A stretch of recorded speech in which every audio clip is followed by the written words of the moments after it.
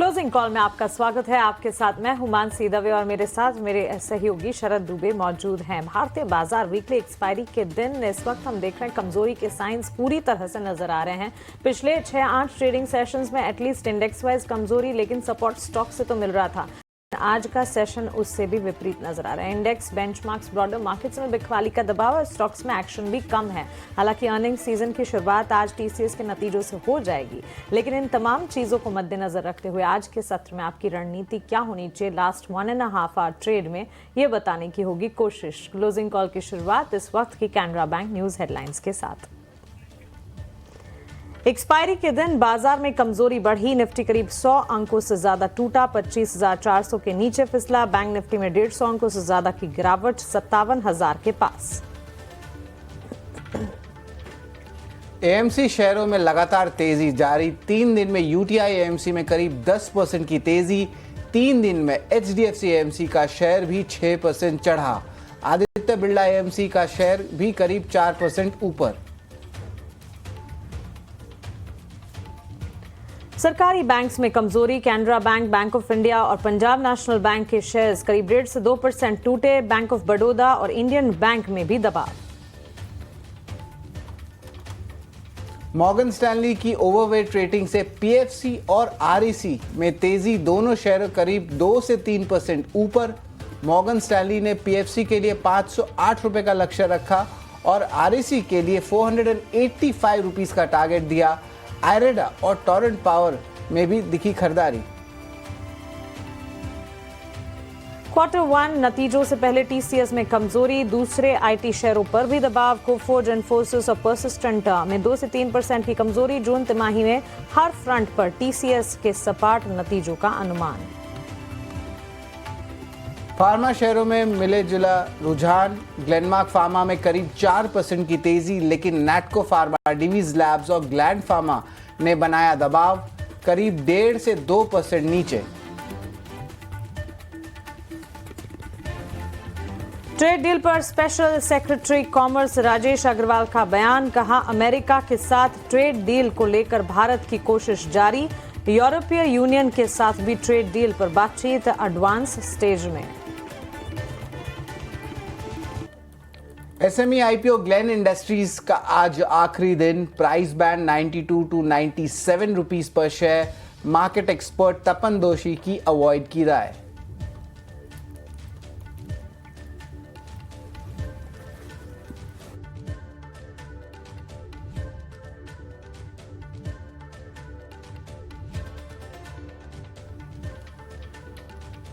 बिल्कुल। और Aston pharma SME IPO का आज दूसरा दिन। तपन दोषी ने दी अवॉइड की सलाह।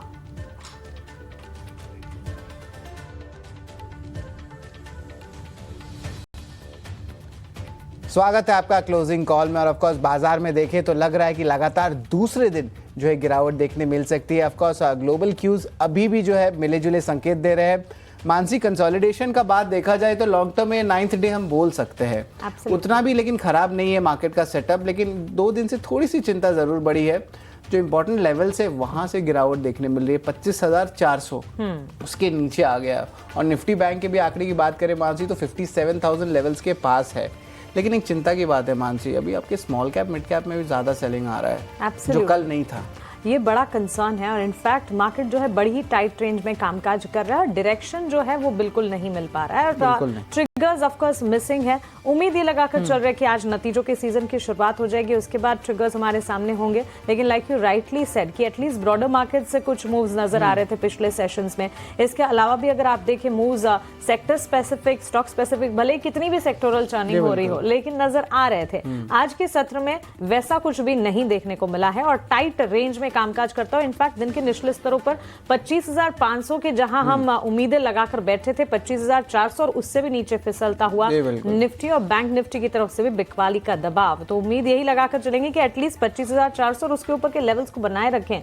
लेकिन ऑन द शो आज क्या है शरद? जी बिल्कुल, आज ऑन द शो लेकिन एक्शन पैक जरूर है। अगर भले ही मार्केट जो है वॉलेटाइल रहे थोड़ा सा 2.5 पे वायदे बाजार की एक्सपायरी की strategy, FnO strategy, market check रहने वाला है। 2:10 पे अहम क्लोजिंग ट्रेड्स रहेंगे जो हम अपने टेक्निकल गेस्ट से कॉल्स लेंगे और जहां से आपको कमाई के मौके देंगे। वही 2:40 पे बात करें तो ऑप्शंस के चैंपियन के खास सेगमेंट है ऑप्शन से किस तरफ आप कमाई कर सकते हैं उस पर भी नज़र रहेगी। 3 बजे मार्केट से 3 रहेगा, जहाँ पे स्टॉक स्पेसिफिक न्यूज़ फ्लो रहेगा। स्टॉक में अगर रिएक्शन आए तो उसका रीज़न क्या है वो हमारी रिसर्च टीम लेके आएगी। 3:10 पे BTST STBT ट्रेड्स रहेंगे और 3:20 पे इवेंट्स टू वॉच रहने वाले हैं। लेकिन बाजार की कुछ बड़ी बातें भी है जिस पे हमें नज़र होनी चाहिए। निफ्टी जो है 100 अंक कमज़ोर है, बहुत रेंज बाउंड ही है, मूवमेंट आ रहा है 25,400 लेवल्स के, लेकिन नीचे आ गया। तो ऑफकोर्स कुछ सपोर्ट लेवल्स से जो 2 से 3 दिन पहले हम आपको बता रहे थे वो अब सपोर्ट लेवल्स में चेंजेस देखने मिलेगी। बैंक निफ्टी 150 अंकों की कमज़ोरी है और जिस तरह साइज़ है, वॉलेटिलिटी है बैंक निफ्टी का, उस हिसाब से अभी भी एक छोटा नैरो रेंज में बैंक निफ्टी जो है मूव कर रहा है और ये लगातार हम 9 सेशन से देख रहे हैं।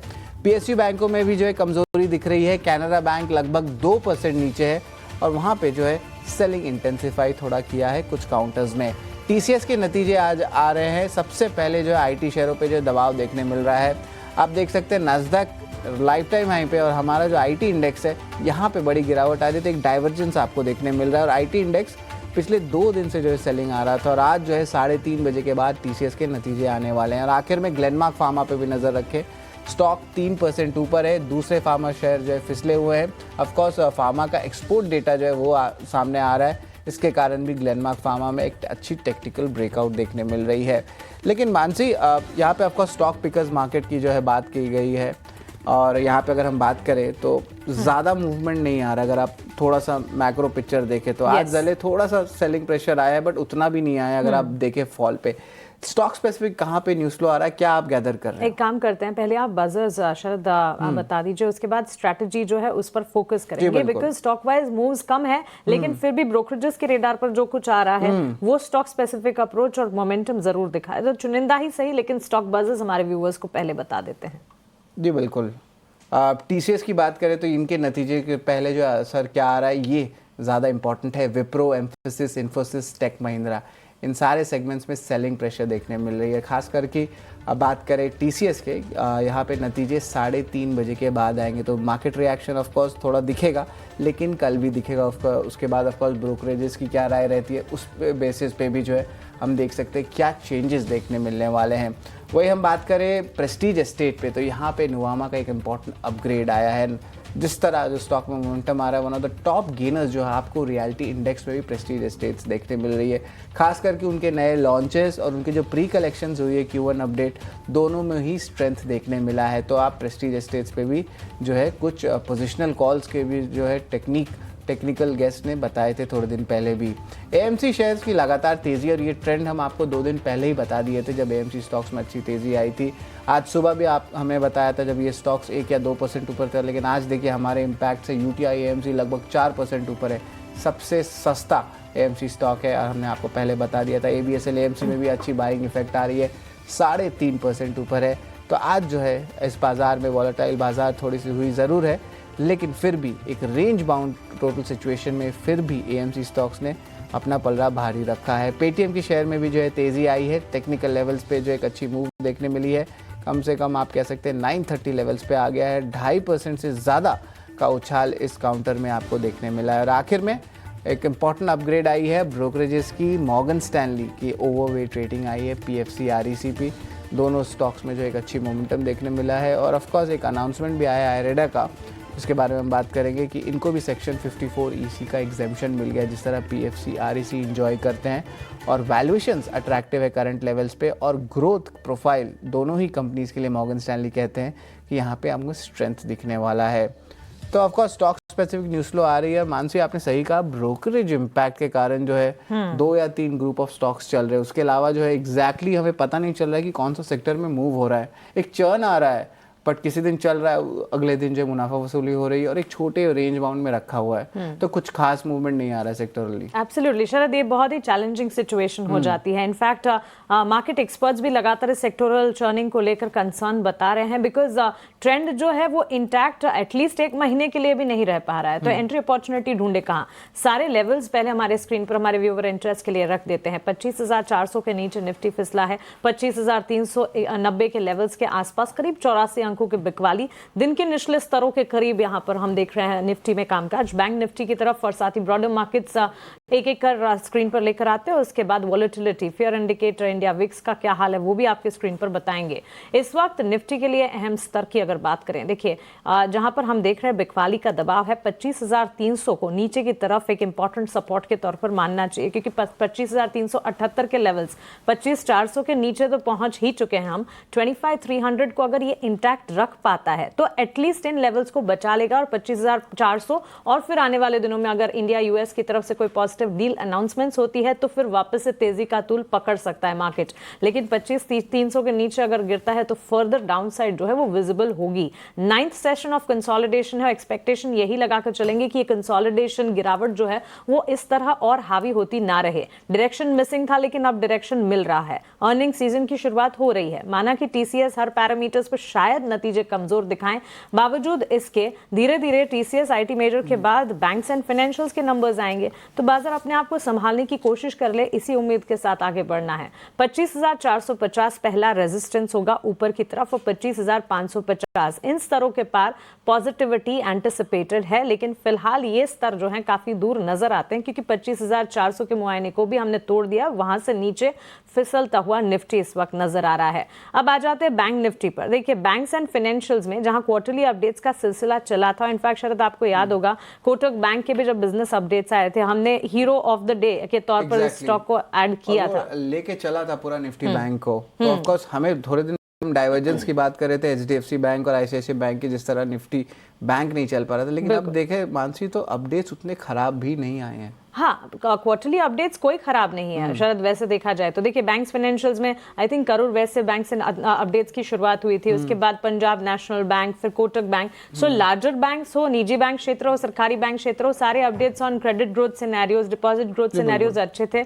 उसके बाद रियल एस्टेट के अपडेट्स आए थे, फिनिक्स मिल्स, प्रेस्टीज एस्टेट, सोभा लिमिटेड, मैक्रोटिक सारे। और प्रेस्टीज के स्टॉक में तो आज देखिए क्या जबरदस्त एक्शन है, ब्रोकरेज वाइज जो रिपोर्ट आई है उसका एक असर। लेकिन आज के सत्र में ये जो कमजोरी और गिरावट जो है एक्सपायरी का एक कह सकते हैं इम्पैक्ट आता हुआ जरूर देखने को मिला है। और अगेन विदेशी बाजार से भी संकेत जो है वो मिसिंग ही है। कुछ खास बड़ा मूव नजर नहीं आ रहा है। भले यूएस मार्केट्स ठीक ठाक थे लेकिन बावजूद इसके एक्सपायरी है तो वॉलेटिलिटी तो एंटिसिपेटेड है ही। बैंक निफ्टी के लिए 57,057 के लेवल्स के आसपास तो ये ट्रेड कर ही रहा है। सपोर्ट रेजिस्टेंस की अगर बात करें, सपोर्ट 57,000 के लेवल्स को मानकर चले। 57,000 के लेवल्स अगर तोड़ देता है तो फिर banks and financials, bank Nifty in particular भी फर्दर डाउनसाइड एंटिसिपेटेड है।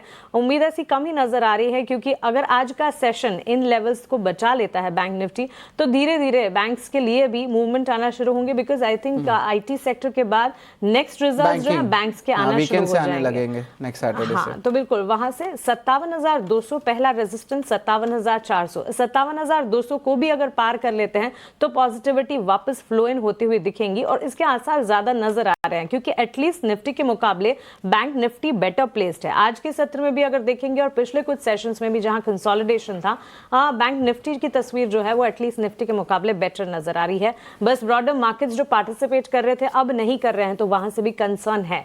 तो ये है स्ट्रैटेजी आज के लिए। लेकिन आइए अब एक्सपर्ट से जानते हैं कि उनका क्या कहना है। इस मार्केट में काफी वॉलेटिलिटी थी और लगातार हर सेशन में सवाल यही होता है कि क्या इस गिरावट में एंट्री अपॉर्चुनिटी ढूंढनी है और अगला सेशन फिर और गिरावट गहराती है। कुणाल शाह है हमारे साथ, मेरा एसेट शेर खान से, और साथ ही ओशो कृष्णन है एंजल वन से। Kunal, Osho, gentleman good afternoon, स्वागत है आपका ईटी नाउ स्वदेश पर। कुणाल, सबसे पहले आपका टेक जानना चाहेंगे index wise Nifty, bank Nifty में तो वॉलेटिलिटी थी लेकिन ब्रॉडर मार्केट सपोर्ट कर रहे थे। आज ब्रॉडर मार्केट से गेन्स भी फ्रिजल आउट हुए हैं, आपकी राय क्या है? Good afternoon Mansi, good afternoon सभी दर्शकों को। डेफिनेटली आज का अगर आप ट्रेडिंग सेशन देखोगे तो आज एक्सपायरी है निफ्टी की, सो कहीं ना कहीं वोलेटिलिटी होनी है। 25,500 ये स्ट्राइक प्राइस है जहां पे हाईएस्ट ओपन इंटरेस्ट बिल्टअप है आज के ट्रेडिंग सेशन में। सो 25,500 तो डेफिनेटली हम आज के ट्रेडिंग सेशन में नहीं क्रॉस करने वाले हैं। ओवरऑल हम एक साइडवेज कंसोलिडेशन के फेज में है जहाँ पे 25,600 रेजिस्टेंस है और 25,300 250 का सपोर्ट है। सो मुझे लगता है हम ये कंसोलिडेट ही करेंगे अगले 1-2 दिनों के लिए। टीसीएस के आज रिजल्ट है, उसके बाद आईटी एज अ सेक्टर में कहीं ना कहीं मोमेंटम बिल्टअप होना स्टार्ट हो जाएगा। सो वो एक देखना बहुत इंपॉर्टेंट बात होगी। आईटी एज एन इंडेक्स ने हाई लेवल पे कंसोलिडेशन का ब्रेकडाउन दे दिया है। सो कहीं ना कहीं अगर आईटी डिसअपॉइंट करता है तो वो कहीं ना कहीं निफ्टी को भी डाउन साइड पे लेके जाएगा। सो आई थिंक इंडेक्स पे कोई ट्रेड बन नहीं रहा है अग्रेसिवली, हालांकि हमारा व्यू बुलिश है अभी भी मार्केट पे कि डिप्स मिले तो उसको यूटिलाइज करे बाय करने के लिए। 25,250 जहाँ पे कि 20 डीएमए प्लेस्ड है निफ्टी का, वहां तक निफ्टी आ सकता है और वहां से हम शायद एक रिवर्सल का पैटर्न देखें और फिर मार्केट में तेजी आना स्टार्ट हो जाए। सो निफ्टी अभी भी कंसोलिडेशन फेज में है। जहां तक बैंक निफ्टी की बात है, यहाँ पे भी रेंज बहुत छोटी है, जहाँ पे 57,000 एक सपोर्ट है और 57,500 का एक रेजिस्टेंस है। ये भी हाई लेवल पे कंसोलिडेट ही कर रहा है। कहीं ना कहीं दोनों में, निफ्टी और बैंक निफ्टी में, स्ट्रक्चर अभी तक खराब नहीं हुआ है, स्ट्रक्चर अभी भी पॉजिटिव ही है, सिर्फ हम हाई लेवल्स पे कंसोलिडेट कर रहे हैं। जब तक निफ्टी 25,250 नहीं तोड़ता है डाउन साइड पे और बैंक निफ्टी 56,500 जहाँ पे उसका 20 डीएम है वो नहीं तोड़ता है, तब तक हमारा व्यू साइडवेज टू पॉजिटिव का ही रहेगा। डिप मिले तो उसको यूटिलाइज करे बाय करने के लिए। यूज साइडवे है, लेकिन आपको डिप्स आते हैं तो ऑफकोर्स बाय की रणनीति भी ज़रूर है। लेकिन चलिए अब हम चलते हैं क्लोजिंग कॉल्स पे, जहाँ पे कमाई के दमदार मौके मिलने वाले हैं।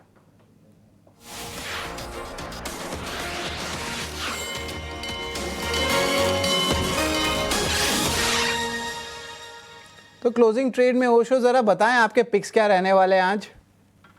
दो बाई की ही रिकमेंडेशन है मेरे। सबसे पहला अगर हम देखें तो पीएफसी में, जिसपे ऑब्वियसली पॉजिटिव न्यूज फ्लो है, जिसके वजह से आज काफी स्ट्रॉन्ग बाइंग ट्रैक्शन देखने को मिला है। लेकिन इसे अगर हम टेक्निकली भी देखते हैं तो बहुत दिनों के बाद पीएफसी अपने 200 डे सिंपल मूविंग एवरेज के ऊपर निकल रहा है। तो मुझे लगता है यहाँ से एक अच्छा बाइंग मूवमेंट या मोमेंटम बनता हुआ दिखाई दे रहा है पीएफसी पे। तो करंट लेवल्स पे बाई करने की सलाह है।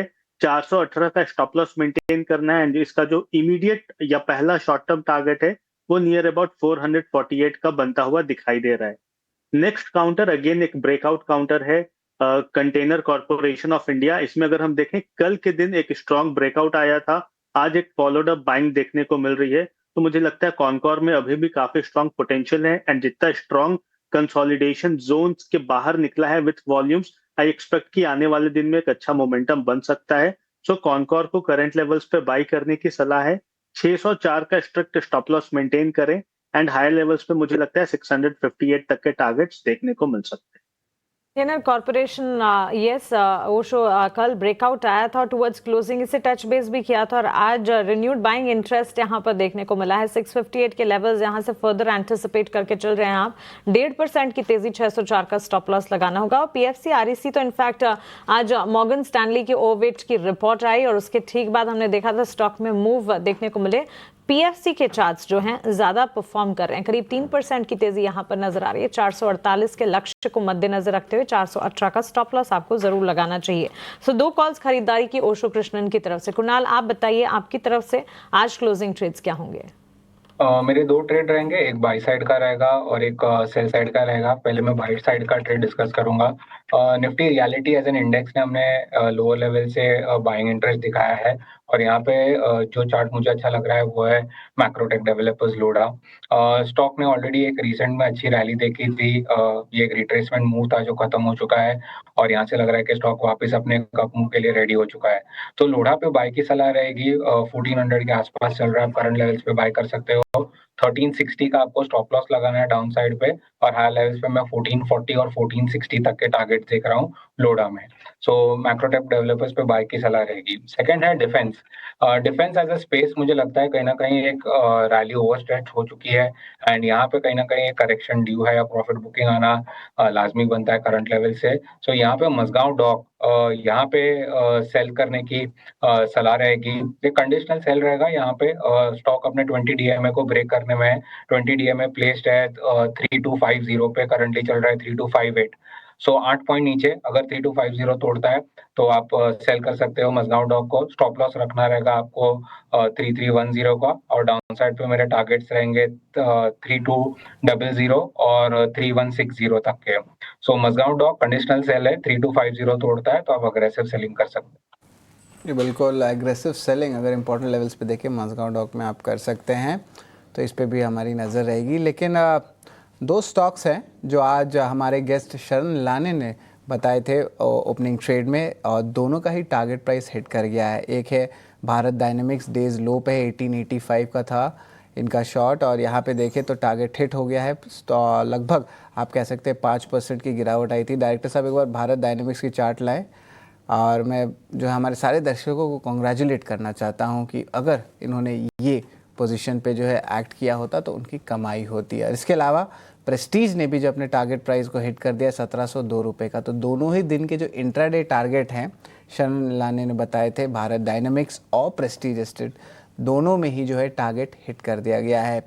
ओशो, एक बार प्रेस्टीज एस्टेट पे आपकी भी जो है राय लेना चाहता हूँ। ऑफकोर्स नुवामा में अच्छी अपग्रेड आई है, one of the top gainers जो है दिन के ट्रेड में रियल्टी पैक से आपको प्रेस्टीज एस्टेट्स देखने मिल रहा है। पोजिशनली प्रेस्टीज एस्टेट्स कैसा लग रहा है आपको? यहाँ से भी और एक रैली बनती है, क्योंकि देखिए एक अच्छा जो मोमेंटम स्टॉक में ऑलरेडी देखने मिल चुका है। 3 महीने में लगभग 50% से ज़्यादा का उछाल आया है और नुवामा की रिपोर्ट रेटिंग भी आई है। लेकिन यहाँ से लगता है कि एक और लॉन्ग टर्म चार्ट्स में प्रेस्टीज एस्टेट्स में एक अच्छी बुलिश मोमेंटम आ सकता है। ये 1800 to 2000 का कैंडिडेट बन सकता है।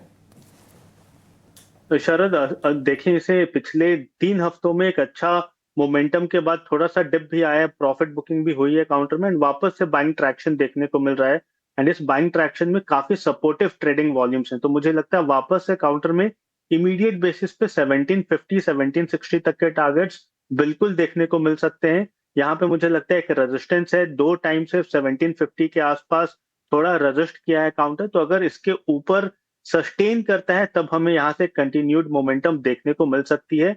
Short term and long term दोनों ही टेक्निकल चार्ट काफी स्ट्रांग है, बट 1750 एक क्रूशियल जोन है। यहाँ पे 2 बार ही रीटेस्ट हो चुका है काउंटर। तो मुझे लगता है इसके ऊपर ब्रेकआउट होने के बाद नियर अबाउट 200 पॉइंट तक की रैली हमें देखने को मिल सकती है। जी बिल्कुल, 200 पॉइंट की रैली जो है प्रेस्टीज एस्टेट्स में देख सकते हैं। तो ऑफकोर्स ये 1800 से 2000 का कैंडिडेट बन सकता है। लेकिन ओशो, कंजम्पशन स्पेस से कोई अच्छे स्टॉक्स लग रहे हैं? इटर्नल धीरे धीरे लग रहा है कि अपना जो 260 का बेस है उसको भी तोड़ रहा है, और देखिए बहुत धीरे धीरे करके जो है आप कह सकते हैं लेवल्स बढ़ रहे हैं। 240 का था, बहुत दिन इन्वेस्टर्स का पेशेंस टेस्ट किया, 255, 260, 265 लेवल्स पे आ रहा है। तो इटर्नल का चार्ट कैसा लग रहा है? एक अच्छी बाइंग और एक वॉल्यूम्स भी देखने मिल रही है। तो ज़रा ओशो बताएं इटर्नल पे आपकी क्या राय रहेगी? ओवरऑल काउंटर में काफी स्ट्रॉन्ग ब्रेकआउट देखने को मिला था, नियरली 240-45 के आसपास, एंड वहां उसके बाद काउंटर में एक अच्छा कंसोलिडेशन बेस सेटअप बनते हुए दिखाई दे रहा है। बट टेक्निकल डेवलपमेंट्स देखें तो बहुत सारे पॉजिटिव क्रॉस ओवर्स हैं between short term moving averages. तो मुझे लगता है ओवरऑल टेक्निकल सेटअप काफी स्ट्रांग है। नो डाउट अभी थोड़ा कंसोलिडेशन जोन में है कि स्ट्रांग बेस फॉर्मेशन है, बट मुझे लगता है हायर लेवल्स पे 265-70 के ऊपर काउंटर वापस से अपने 290-95 के जोन को रिटेस्ट कर सकता है। तो ओवरऑल ट्रेंड काफी बुलिश है, एंड जिस हिसाब का कंसोलिडेशन ब्रेकआउट हुआ है उसका रेंज भी अप्रोक्सीमेटली 25 से 30 पॉइंट्स की है। तो मुझे लगता है 290 तक के टारगेट्स इसमें शॉर्ट से मीडियम टर्म में बिल्कुल देखने को मिल सकते हैं। सुबह जब मार्केट्स खुले उसके आधे एक घंटे बाद हम देख रहे थे जो तमाम स्टॉक्स थे जिसमें लॉन्ग्स बिल्टअप हो रहे थे उसमें से एक का स्टॉक इटर्नल था। लेकिन इस वक्त अगर आप देखेंगे ये गिरावट झेल रहा है 263 के लेवल्स पर, लेकिन टेक्निकली चार्ट स्ट्रक्चर अब भी अट्रैक्टिव है और हमारे एक्सपर्ट का ये मानना है कि इस गिरावट में इसमें एक खरीदारी का मौका ढूंढकर चलना चाहिए। तो 263 के लेवल्स बिकवाली का दबाव और ये गिरावट जो है खरीदारी का मौका। लेकिन इसके अलावा एएमसी शेयरों की अगर बात करें, आज इतने कमजोर बाजार में भी एएमसी स्टॉक्स में बढ़िया एक्शन देखने को मिला है और इस एक्शन के बारे में इसके संकेत इनफैक्ट 2 दिन पहले हमने आपको बता दिए थे। एएमसी स्टॉक्स पर और साथ ही म्यूचुअल फंड पर एमफी का डेटा जब आया तब हमने आपको कैटेगोरिकली बताया था कि बाजार में चाहे कितनी भी उथल पुथल हो, गिरावट हो, बिकवाली का दबाव हो, लेकिन मार्केट पार्टिसिपेंट्स काफी मैच्योर हो चुके हैं और अब एसआईपी का रास्ता भी अपनाते हैं और इक्विटी मार्केट्स को किसी ना किसी तरह से अपनी इन्वेस्टमेंट स्ट्रैटेजी में शामिल जरूर करते हैं। UTI AMC, HDFC AMC, ABSL AMC, सारे स्टॉक्स अगर आप देखेंगे आज के सत्र में करीब 2 से लेकर 3.5% तक की तेजी दिखा रहे हैं। आपसे जानना चाहेंगे एक बार कुणाल, एएमसी स्टॉक्स में जो तेजी है क्या ये तेजी टिकाऊ है और एंट्री अपॉर्चुनिटी कहाँ बनती दिखेगी और साथ ही जिनकी एग्जिस्टिंग पोजीशंस हैं उन्हें क्या करना चाहिए? I think definitely AMC as a sector आप देखने जाओगे तो यहाँ पे मोमेंटम काफी स्ट्रांग रहेगा। काफी सारे स्टॉक्स है जो अच्छा खासा मोमेंटम दे चुके हैं, स्पेसिफिकली यूटीआई एएमसी जहाँ पे मैंने एक अच्छी खासी रैली देखी थी लोअर लेवल्स पे। तो ये सब बाय ऑन डिप्स के स्टॉक है, अगर डिप मिलता है तो यूटिलाइज करें बाय करने के लिए। एचडीएफसी एएमसी यहाँ पे हमने देखा है कि एक बुलिश स्ट्रक्चर फॉर्मेशन हुआ है, तो यहाँ पे रैली और भी एक्सटेंड हो सकती है 5350 5400 तक के लेवल्स तक। सो एचडीएफसी एएमसी अभी भी अट्रैक्टिव लग रहा है ये लेवल पे भी लॉन्ग करने के लिए। यहाँ पे आपको डाउन साइड पे जो स्टॉप लॉस रखना रहेगा वो है 5100 का, और 5340 और 5400 तक के टारगेट्स एचडीएफसी एएमसी में आ सकते हैं। 5400 तक के लक्ष्य भी यहां से ऊपर की तरफ नजर आते हैं। एचडीएफसी एएमसी में करीब 2% की तेजी के साथ आज के सत्र में स्टॉक में ट्रेंड हम देख रहे हैं और मजबूती जारी रहेगी। इस वक्त दिन के उच्चतम स्तर पर यह स्टॉक ट्रेड करता हुआ। इरेडा के चार्ट्स पर भी नजर होनी चाहिए। करीब 2% की तेजी हम देख रहे हैं। 169 170 के लेवल्स पर यह स्टॉक ट्रेड करता हुआ। नतीजे एक है जिसके चलते मूव और उसका एक्शन दिखेगा, और साथ साथ इरेडा का स्टॉक इसलिए फोकस में भी है क्योंकि कंपनी को गवर्नमेंट की तरफ से एक अप्रूवल मिला है फंड रेजिंग को लेकर। इस स्टॉक पर भी एक्सपर्ट से राय लेंगे, लेकिन उससे पहले बिग एक्शन स्टॉक्स सृष्टि से समझ लेते हैं। सृष्टि बताइए।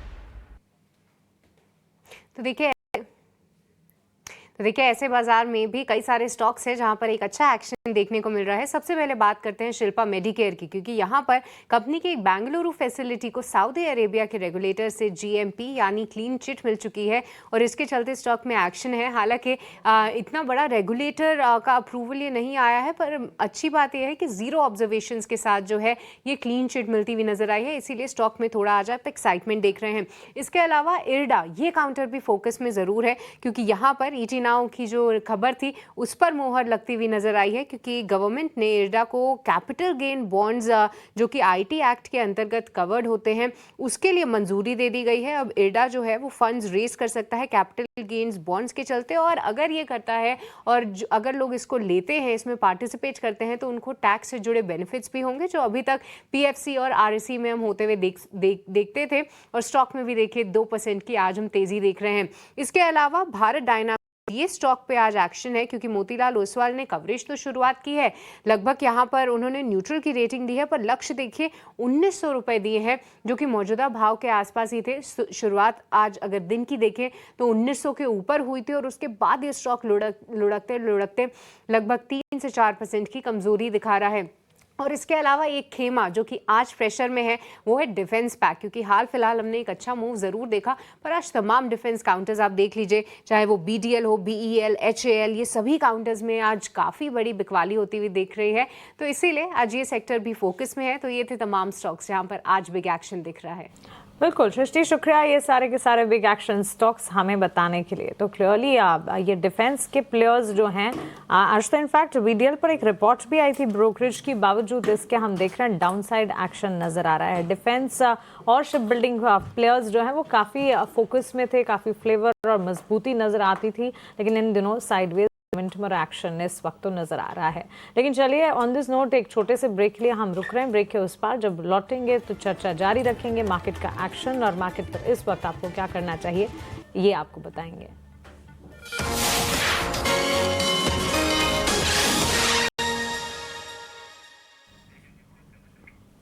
क्लोजिंग कॉल पे आपका वापस से स्वागत है, और एक बार बाजार पे चेक ले लेते हैं। यहाँ पे ऑफ कोर्स निफ्टी देखे तो एक टाइप से रिकवरी का अटेम्प्ट कर रहा है, लेकिन रेंज जो है अभी भी छोटा है। ऑलमोस्ट 64 पॉइंट्स का जो है गिरावट देखने मिला है, लेकिन अटेम्प्ट हो रही है रिकवरी की। 25,400 लेवल्स के अब ऊपर आ गया है।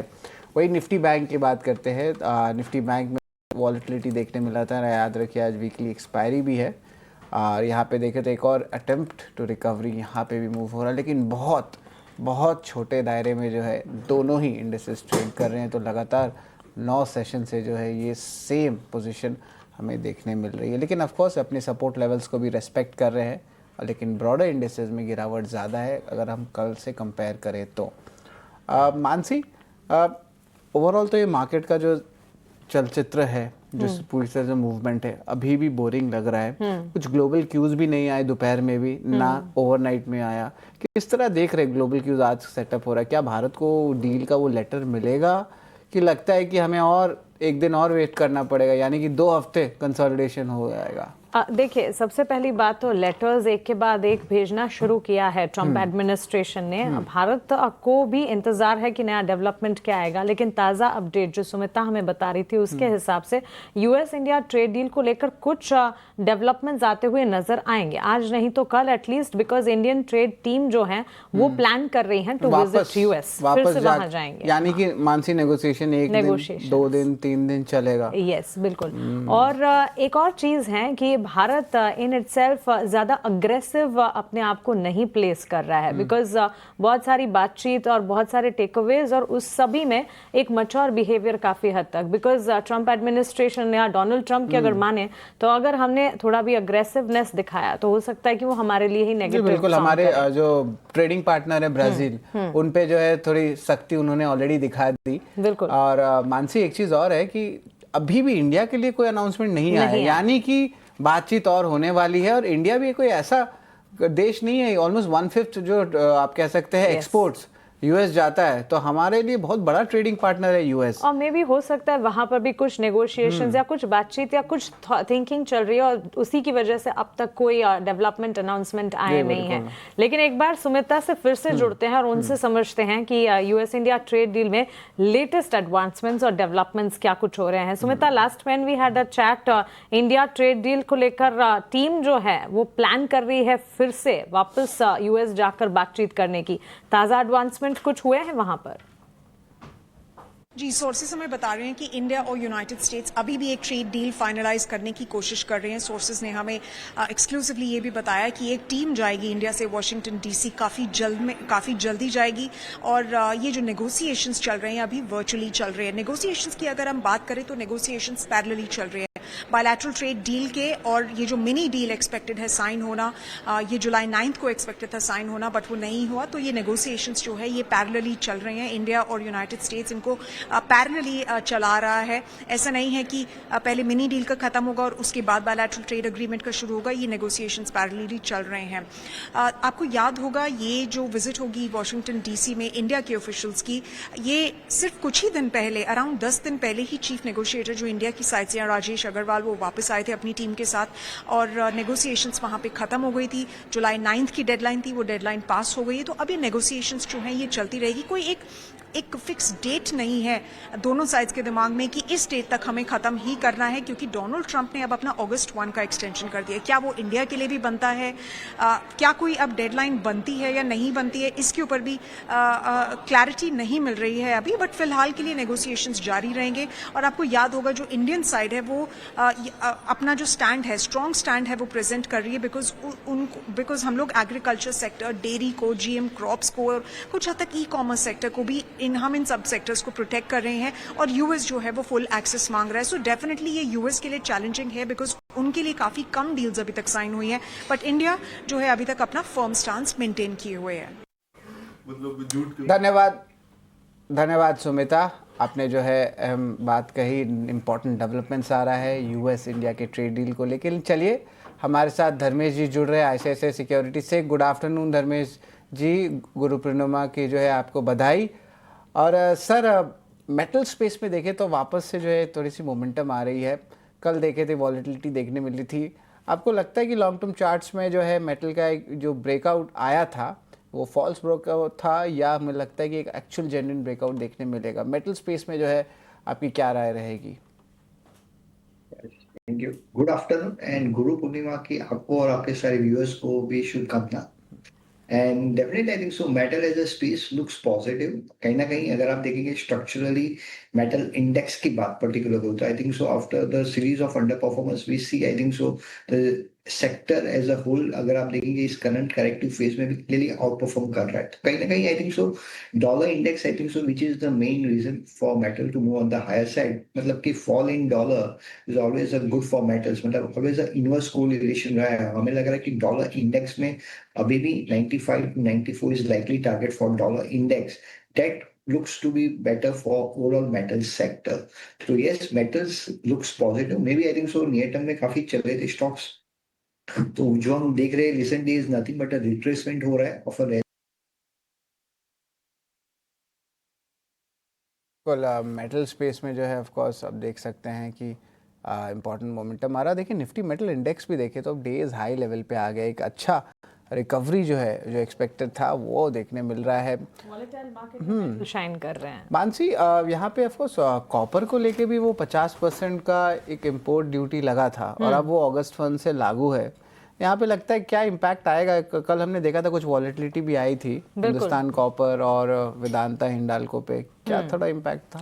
देखिए एक तो कॉपर की अगर बात करें, स्टील अगर देखें कई सारे अपडेट्स भी आए थे तो उसके चलते भी हम देख रहे थे इम्पैक्ट। लेकिन हाँ 50% की जहां हम बात कर रहे हैं, टैरिफ इम्प्लीकेशंस की जहां हम बात कर रहे हैं, देखिए ट्रंप एडमिनिस्ट्रेशन की तरफ से हर दिन कुछ नया आ रहा है। अब वो 90 दिनों की मियाद जो थी 2 अप्रैल से लेकर फिर 9 जुलाई तक, 9 जुलाई को उन्होंने आगे बढ़ाकर अब अगस्त में कर दिया है।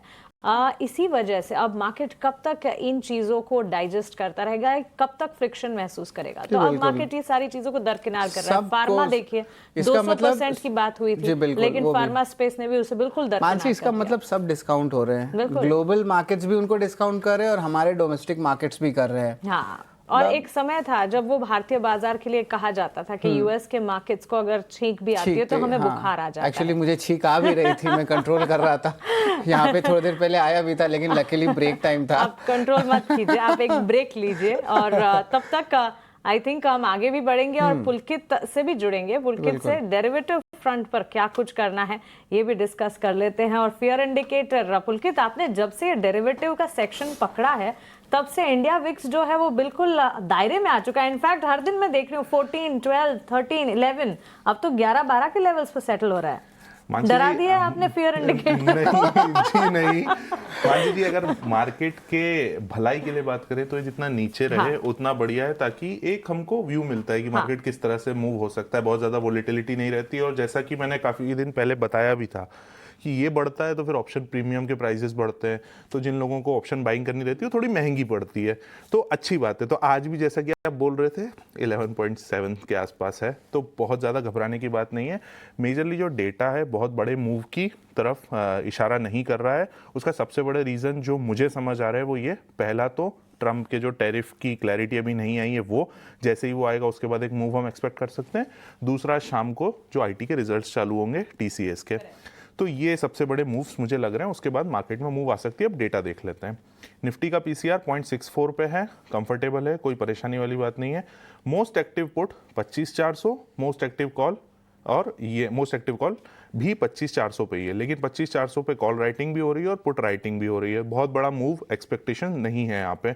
अगर मूव होता भी है तो 25,500 के ऊपर निकलना ये थोड़ा टफ पड़ेगा। उसका सबसे बड़ा रीजन ये है कि हाईएस्ट कॉल ओपन इंटरेस्ट 25,500 पे बना हुआ है, तो 25,500 के ऊपर आज की एक्सपायरी मुझे नहीं दिखती अनटिल अनलेस कोई बड़ा मूव या बड़ी न्यूज़ आ जाए। तो बैंक निफ्टी की बात कर लेते हैं। पीसीआर 0.87 का है और हाईएस्ट कॉल ओपन इंटरेस्ट 56,000 के ऊपर बने हुए हैं। अगर हम एफएनओ बैन की बात कर लें तो एफएनओ बैन में सिर्फ 2 स्टॉक हैं। पहला तो है आरबीएल बैंक और दूसरा हिंदुस्तान कॉपर। अभी कोई नई एंट्री आज की तारीख में तो नहीं दिख रही है, लेकिन जैसा भी होगा हम दर्शकों को आगे बता देंगे। अच्छा, तो ठीक है, एफएनओ की पोजीशनिंग, डेरिवेटिव मार्केट का पूरा लेखा जोखा। लेकिन पुलकित आज सुबह आप कहाँ थे? आपने डेरिवेटिव सेगमेंट हमारे साथ सुबह नहीं शेयर किया, आप लेट आए थे। मैं दर्शकों से इस बात की माफी चाहता हूं।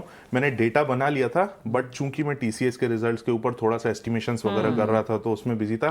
पर मैंने शरद जी के साथ वो डेटा शेयर किया था। शरद जी ने दर्शकों को बताया भी होगा कि कैसा क्या पोजीशंस हैं।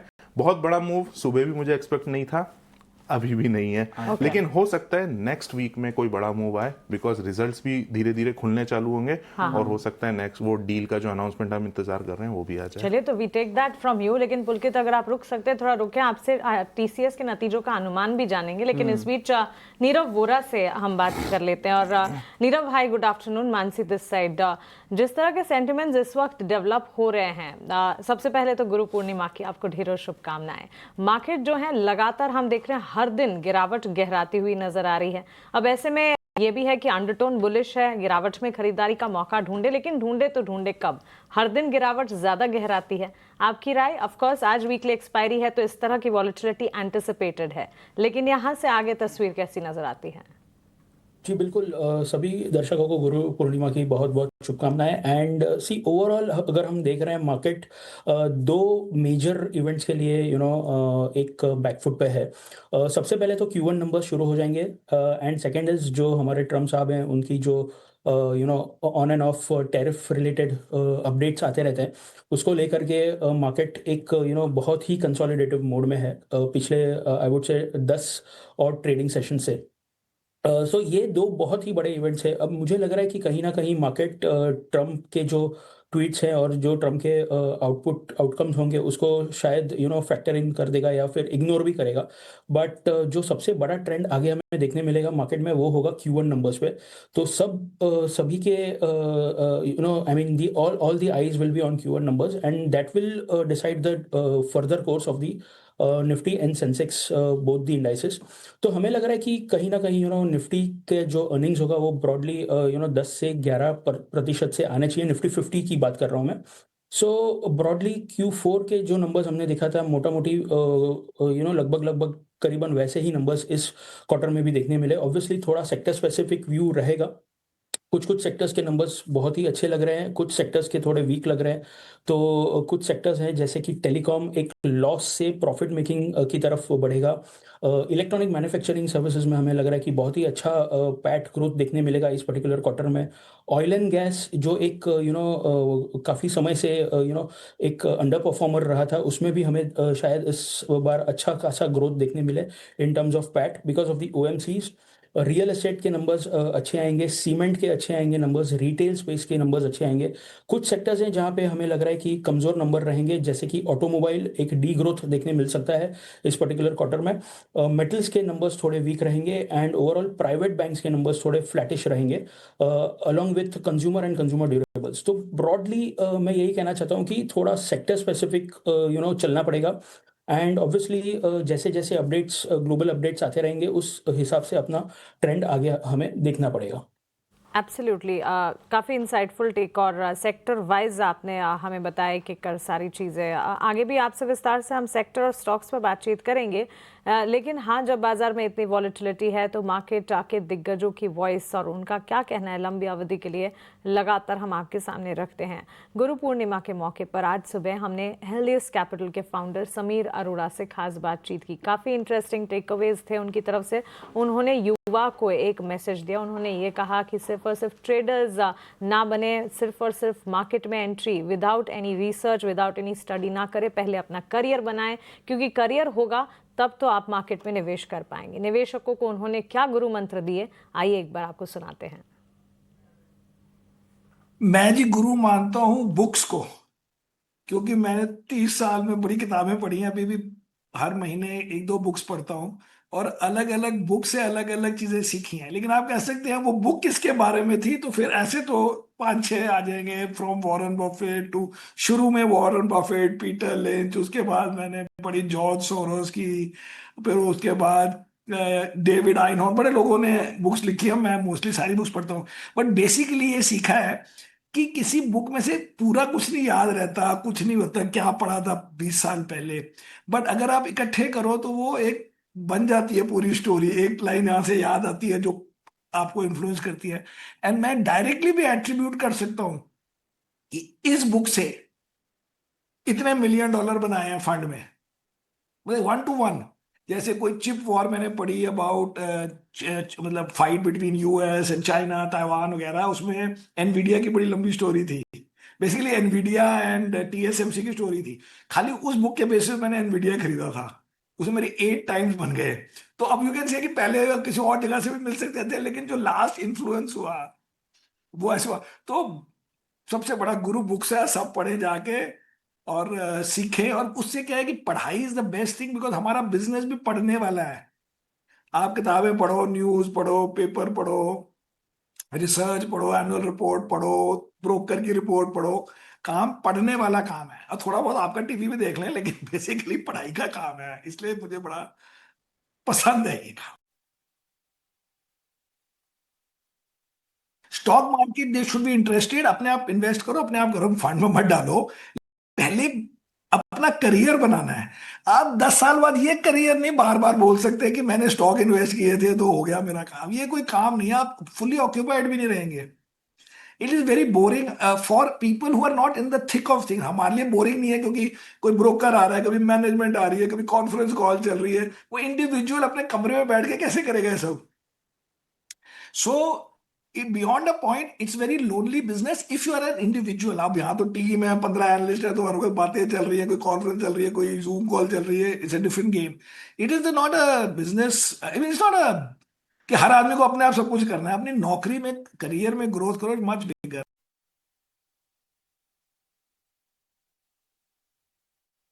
के लिए समीर अरोड़ा के ये थे गुरु मंत्र। लेकिन बैक टू मार्केट्स और टीसीएस, पुलकित है हमारे साथ। नतीजों से ठीक पहले हम देख रहे हैं संभलने की कोशिश करता हुआ, लेकिन आईटी इंडेक्स में हम देख रहे हैं गेन्स नहीं है, मोमेंटम नहीं है। हालांकि Pulkit, Nasdaq technology heavy index US में जो है कल काफी अच्छा एक्शन, और उसी एक्शन के दम पर यूएस मार्केट्स चल रहे थे। लेकिन भारतीय बाजार में आईटी की तस्वीर और टीसीएस के अनुमान क्या कहते हैं? जी, टीसीएस के अगर पर्टिकुलरली सिर्फ टीसीएस के अनुमान की बात की जाए, बहुत ज़्यादा बड़ा मूव दोनों ही तरफ एक्सपेक्टेड नहीं है। फ्लैटिश टाइप ऑफ रिजल्ट रहेंगे।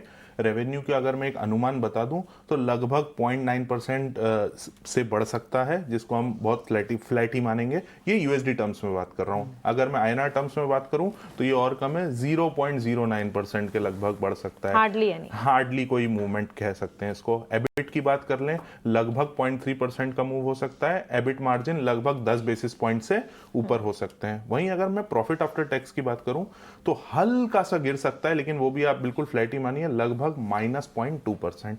तो कोई ऐसे बहुत ज्यादा समस्या की बात नहीं है। हाँ, लेकिन एक चीज जो मैं दर्शकों को बताना चाहूंगा, मेरी कुछ एनालिस्ट से बात भी हो रही थी और मैं कुछ रिपोर्ट्स भी पढ़ रहा था, हर कोई टीसीएस के लिए बहुत ज्यादा पॉजिटिव नहीं है। सब लोगों को लग रहा है फ्लैटिश रहेगा। गलती से भी मैनेजमेंट ने अगर कुछ जरा सा बेहतर बता दिया कि Q2 के अनुमान बहुत अच्छे हो सकते हैं, या फिर कुछ भी एक नया, ये कल सब रिवर्स हो जाएगा। जो आज निफ्टी आईटी 0.1% है, बिकॉज टीसीएस क्या एक तरह से लीडरशिप होल्ड करता है निफ्टी की आईटी के लिए। पहले मैं रिजल्ट दूंगा एंड देन फिर धीरे धीरे आएंगे। जैसे कि 14 तारीख को HCL टेक आएगा, 16 तारीख को अपना Tech Mahindra, then Wipro and then Infosys. तो हो सकता है कि अगर कुछ बेहतर आ गया जरा सा भी कमेंट्री में, तो ये कल सब आपको पॉजिटिव दिख जाएंगे। मैं ये नहीं बोल रहा हूँ बहुत तेज भाग जाएंगे, लेकिन तो शॉर्ट कवरिंग जो है अच्छा खासा दिखने मिल सकता है। शॉर्ट कवरिंग भी बोल सकते हैं, या फिर ये बोल सकते हैं ज्यादा बेहतर कि सेंटिमेंट जो नेगेटिव हो रहा था वो शायद न्यूट्रल या पॉजिटिव की तरफ शिफ्ट हो जाए। और अगर वो हुआ तो अल्टीमेटली पूरे सेक्टर के लिए ही बढ़िया होगा। और जैसा कि हम कल बात भी कर रहे थे कि निफ्टी आईटी का वेटेज लगभग 11% है निफ्टी के अंदर जो आईटी कंपनीज है, तो 11% एक बहुत बड़ा मूव दिलवा सकती है। अब मान लेते हैं कि कल या परसों या नेक्स्ट वीक में ट्रंप की कोई अनाउंसमेंट आ गई डील को लेकर, और अगर वो भी इंडिया के फेवर में रही तो दोनों चीजें अच्छे होके एक बड़ा मूव हम एक्सपेक्ट कर रहे हैं। और एफआईज का कंट्रीब्यूशन भी आईटी में ज्यादा है, तो ऑफ कोर्स मानसी एक साथ मोमेंटम आ सकता है। नस्डैक लाइफ टाइम हाई पे है और हम यहाँ भी 15 से 17% दूर हैं हाई से। तो देखिए कैचअप का एक स्पेस बन रहा है आईटी का। तो क्या पता कि ये इन्फ्लेक्शन पॉइंट, और आज पुलकित ने कहा है उसके बाद देखो आईटी स्टॉक्स में कि शायद तेजी आ सकती है। एक अच्छी चीज मैं आपको बता देता हूँ, दर्शकों के लिए भी इंपॉर्टेंट है। सबसे बड़ा जो इंडिया का आईटी सेगमेंट है ना, वो बीएफएसआई, जो बीएफएसआई क्लाइंट है यूएस एंड यूरोप के, वहां से आता है सभी के लिए, चाहे वो टीसीएस हो, इन्फोसिस हो या कोई और कंपनी हो।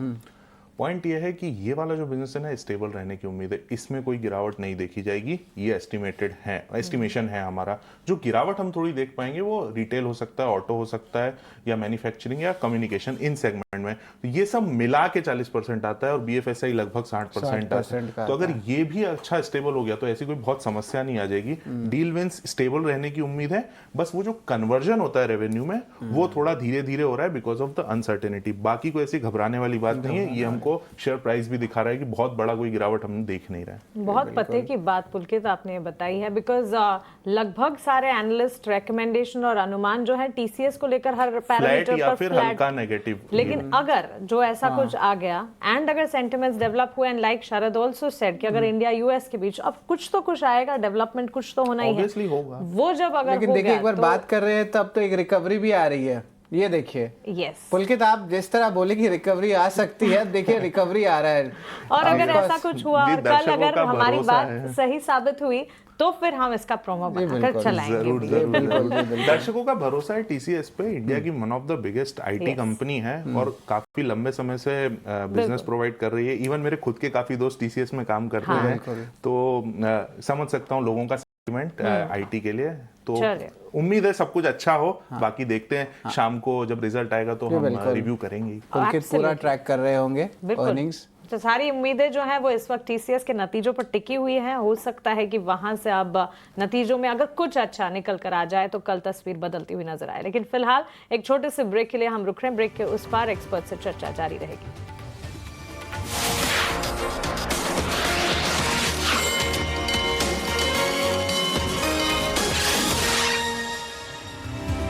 देखें तो अभी भी फ्लैटिश है, थोड़ी सी रिकवरी करने की कोशिश करिए डेज लो से, लेकिन अभी भी कुछ खास मूवमेंट नहीं देखने मिल रहा है। निफ्टी लीजिए या निफ्टी बैंक लीजिए। लेकिन नीरव, जियो फाइनेंशियल सर्विसेज पे जो है एक स्ट्रेंथ वापस से देखने मिल रही है स्टॉक में। एंड ऑफकोर्स देखें तो मोमेंटम जो है यहाँ पे बुलिश नज़रिया देखने मिल रहा है। पिछले 3 महीने में स्टॉक जो है 50% से ज़्यादा का उछाल दिया है और एक अच्छी मूवमेंट देखने मिली है। और ऑफकोर्स यहाँ पे जो है इनका हाल ही में ब्लैक रॉक के साथ करार हुआ था म्यूचुअल फंड बिजनेस में, जहाँ पे 17,800 करोड़ रुपए एनएफओ के ज़रिए उन्होंने जुटाए थे। और ऑफ कोर्स म्यूचुअल फंड के एएमसी इंडस्ट्री में तो हमने ऑलरेडी बात कर ली, मानसी ने बताया भी था कि क्या अहम ट्रिगर्स थे जिस तरह एएमसी स्टॉक्स आज दिन के ट्रेड में आ गए। जियो फाइनेंशियल सर्विसेज, नीरव आप बताएं फंडामेंटली कैसे प्लेस्ड है, ये क्या बाय एंड फॉरगेट इट वाली कंपनी है या इसमें और भी कुछ है?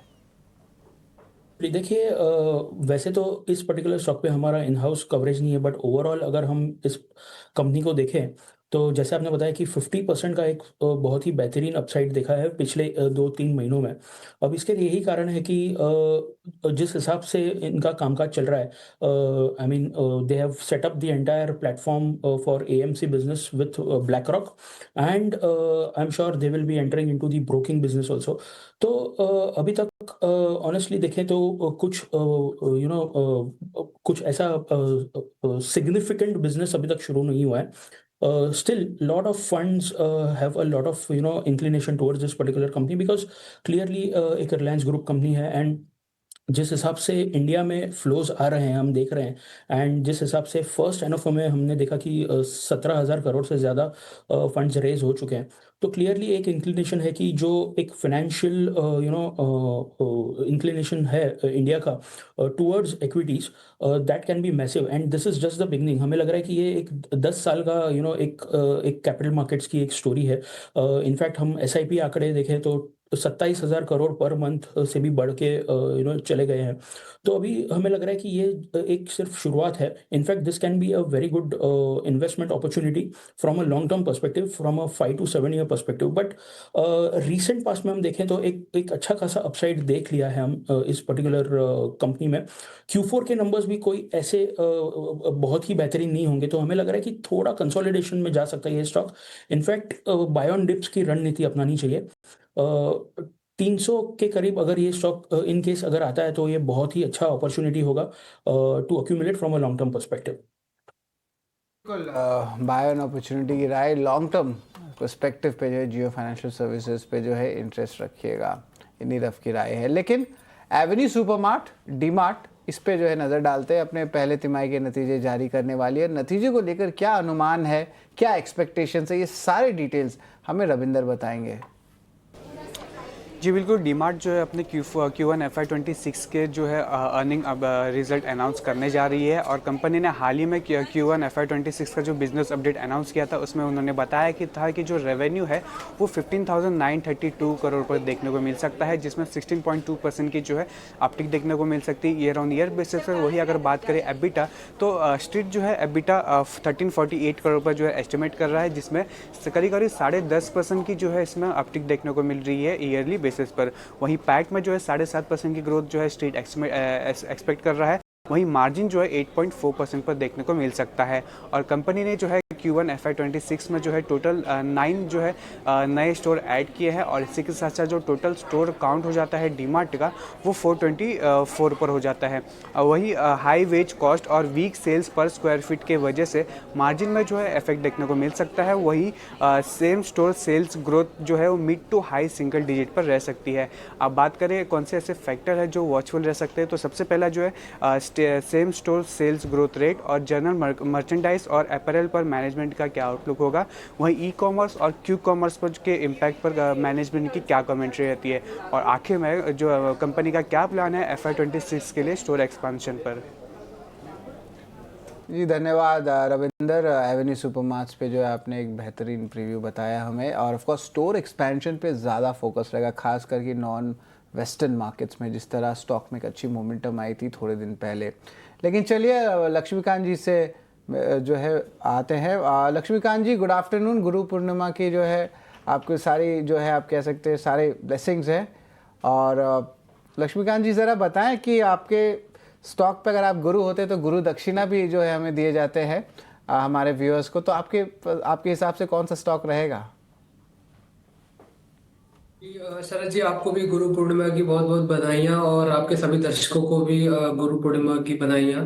जो आज के जो स्टॉक स्पेसिफिक रिकमेंडेशन है, सबसे पहला जो स्टॉक है वो है बलरामपुर चीनी। तो यहाँ पर मुझे एक ब्रेक थ्रू मिलता हुआ दिखाई दे रहा है डेली के चार्ट पर, और यहाँ पर जो ब्रेक थ्रू मिला है वो bullish belt hold candlestick formation के साथ मिला है। तो इसमें एक अपसाइड के मोमेंटम के एक्सपेक्टेशन की जा रही है। तो मुझे लगता है कि यहाँ से कि हमें पॉजिटिव ब्रेक थ्रू अपसाइड की ओर मिल सकता है।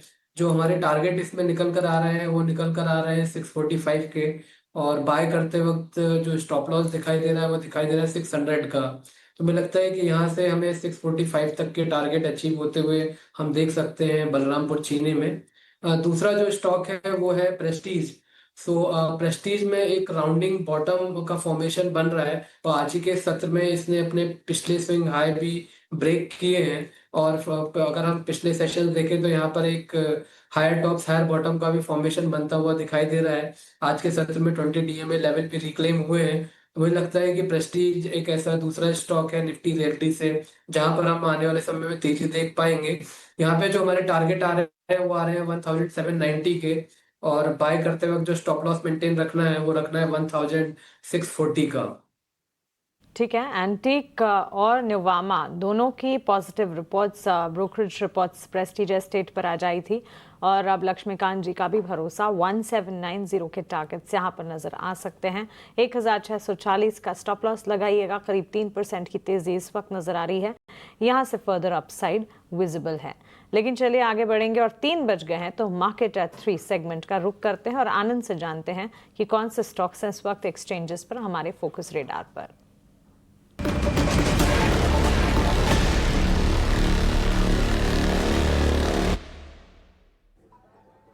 गुड आफ्टरनून आनंद, बताइए कौन सी खबरें हैं आज फोकस में?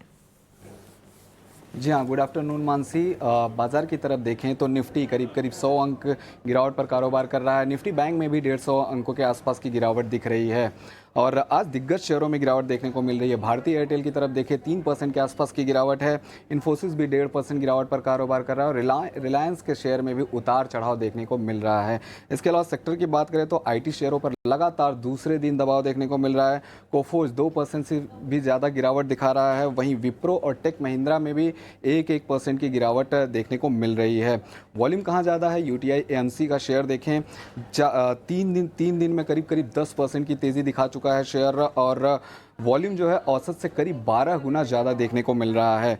पीएफसी का शेयर देखें, ब्रोकरेज की रिपोर्ट आई है और 3% ऊपर कारोबार कर रहा है, 5 गुना ज़्यादा यहाँ भी वॉल्यूम देखने को मिल रहा है। शुगर सेक्टर से बलरामपुर चीनी में भी तेज़ी देखने को मिल रही है, करीब 2.5% की, और औसत से करीब 4 गुना ज़्यादा वॉल्यूम यहाँ भी देखने को मिल रहा है। एचसीएल टेक पर एक खबर है, डुनेडिन सिटी काउंसिल के साथ कंपनी ने करार किया है, और ये जो करार है वो डिजिटल ट्रांसफॉर्मेशन के लिए 10 साल के लिए कंपनी ने करार किया हुआ है। हालांकि शेयर रिकवरी करने की कोशिश कर रहा है। अंत में एक ब्रोकरेज रिपोर्ट की बात करें तो प्रेस्टीज स्टेट पर एंटिक की ब्रोकरेज रिपोर्ट आई है। खरीदारी की राय बरकरार रखी है और लक्ष्य बढ़ा दिया है। लक्ष्य 1972 से बढ़ाकर 2195 कर दिया है। हमने देखा था कि कंपनी के प्री सेल्स में ईयर ऑन ईयर बेसिस पे करीब 300% की बढ़ोतरी देखने को मिली थी। इसी के चलते शेयर में 3% के आसपास की तेज़ी आज देखने को मिल रही है। तो 3 बजे तक ये सभी अपडेट्स थे जिनकी वजह से इन सभी शेयरों में एक्शन आज देखने को मिल रहा है। बहुत शुक्रिया आपका ये सारे स्टॉक्स मार्केट एट 3 सेगमेंट में हमें बताने के लिए। तो इन तमाम शेयरों में मजबूती एक्शन भी नजर आ रहा है। कुछ स्टॉक्स जहां पर नेगेटिव न्यूज़ फ्लोज हैं वहां पर डाउन साइड भी देखने को मिली है। लेकिन चलिए इन तमाम के साथ साथ ऑप्शन के दमदार ट्रेड्स भी हम आपको बताते हैं। हमारे अगले सेगमेंट का रुख करते हैं ऑप्शन के चैंपियन का।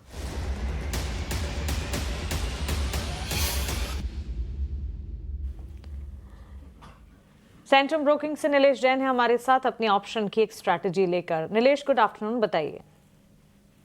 हाय, good afternoon to you Mansi. देखिए, खरीदारी पर फोकस है यहाँ पे। जिस हिसाब से एनबीएफसी स्पेस में कुछ चुनिंदा स्टॉक्स में हमें एक्शन देखने को मिल रहा है। बजाज फाइनेंस एक पर्टिकुलर स्टॉक है जिसका स्ट्रक्चर पॉजिटिव नजर आ रहा है। काउंटर ने एक सिमेट्रिकल ट्रायंगल फॉर्मेशन का ब्रेकआउट दिया है। यहाँ से हम एक्सपेक्ट करके चल रहे हैं कि स्टॉक के अंदर 980 तक का आपको हमें देखने को मिल सकता है। इसीलिए यहाँ पे 950 का कॉल ऑप्शन लेने की सलाह होगी, जो फिलहाल 22 पर ट्रेड हो रहा है। इस पर्टिकुलर ऑप्शन का स्टॉप लॉस रखना होगा 16.5 का। पहला टारगेट 30, दूसरा टारगेट 37 का होगा।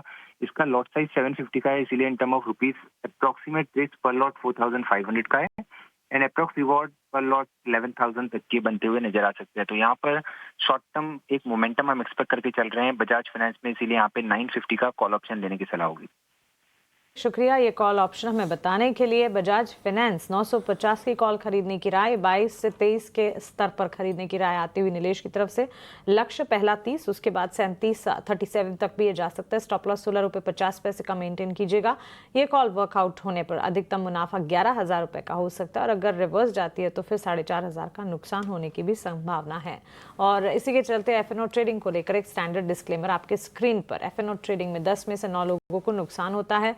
एफएनओ ट्रेडर्स को औसतन 1 लाख का नुकसान होता है। घाटा होने के बावजूद 28% ट्रांजैक्शन के रूप में देना होता है। वही मुनाफा होने पर 15 से 50% ट्रांजैक्शन के रूप में खर्च होता है। 18 स्वदेश लगातार आपको बताता है, आगाह करता है एफएनओ में ट्रेडिंग रिस्की हो सकती है, इसीलिए अपने एडवाइजर्स से, अपने सलाहकार से बातचीत करें, समझे जाने, रिसर्च करें और उसी के बाद अगर भरोसा हो तो एफएनओ ट्रेडिंग में उतरें। इस बीच बाजार दिन के निचले स्तर पर ट्रेड करता हुआ निफ्टी में करीब 120 अंकों की गिरावट है।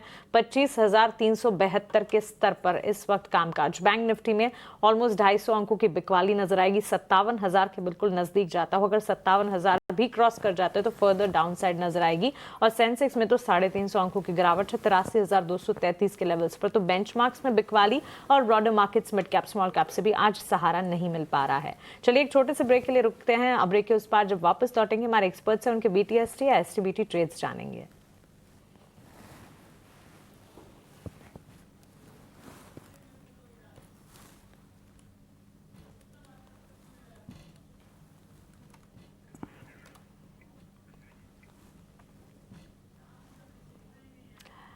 बैंक निफ्टी करीब 250 अंकों की गिरावट 25,363 पर। निफ्टी सेंसेक्स करीब 83,192 के लेवल्स पर। लक्ष्मीकांत जी है हमारे साथ बैंक्स एंड फाइनेंशियल्स पर, निजी बैंक क्षेत्र, सरकारी बैंक क्षेत्र पर एक टेक उनसे जान लेते हैं।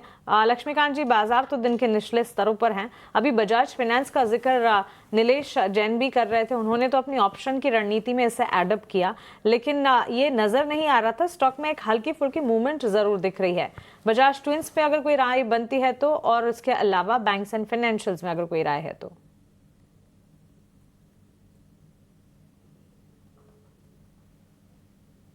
गुड आफ्टरनून मानसी जी। तो डेफिनेटली पॉजिटिव सेंटीमेंट दिखाई दे रहे हैं बजाज फाइनेंस में। आज trading pics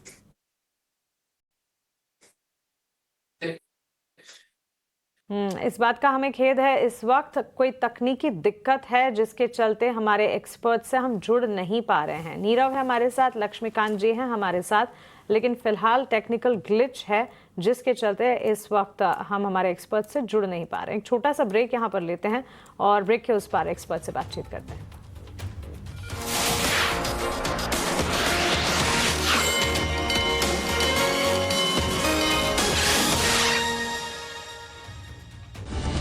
presented by Canara Bank.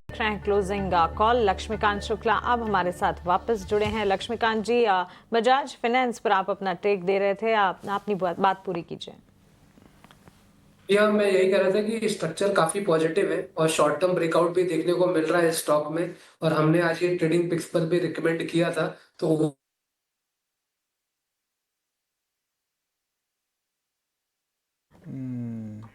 चलिए, लक्ष्मीकांत जी के ट्रेडिंग आइडियाज में भी बजाज फाइनेंस शामिल था और ये स्टॉक में हम एक मूव तो देख रहे हैं और ऑप्शन की रणनीति में भी नीलेश जैन की तरफ से आता हुआ। लेकिन इस वक्त मेजर कंट्रीब्यूटर्स की अगर बात करें, बाजार में सबसे ज्यादा कंट्रीब्यूशन कहां से आ रहा है?